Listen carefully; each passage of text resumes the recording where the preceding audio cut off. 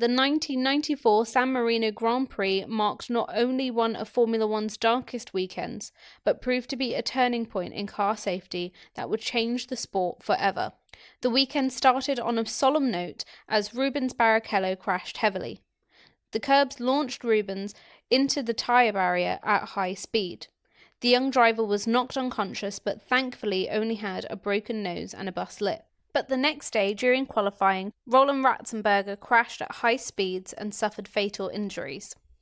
Ayrton Senna commandeered a safety vehicle and headed straight to the scene to try and understand what had happened. The next morning, Senna wasn't sure if he was going to race, and rival Alain Prost even remarked on how different Senna's mood was that day. Senna's Williams veered to the right of the left-hand Tamburello curve at 190 miles per hour, colliding with a concrete wall that lined the outside of the track. The force of the impact caused the front right wheel to come into the cockpit, and a piece of suspension fatally struck Senna's head.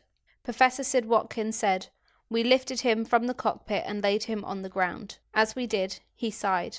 And although I'm not religious, I felt his spirit depart at that moment."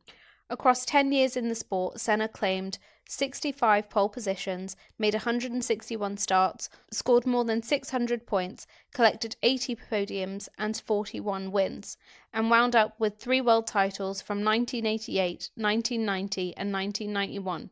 Ayrton Senna was one of the greatest Formula One drivers of all time. He was known for being unbeatable in the rain, pushing cars to their limits, and delivering unforgettable performances, especially in qualifying laps. Off the tracks, he was deeply spiritual and cared a lot about his country, Brazil, and helping people in need. Senna's tragic death during the race in 1994 shocked the world and led to major safety changes in the sport.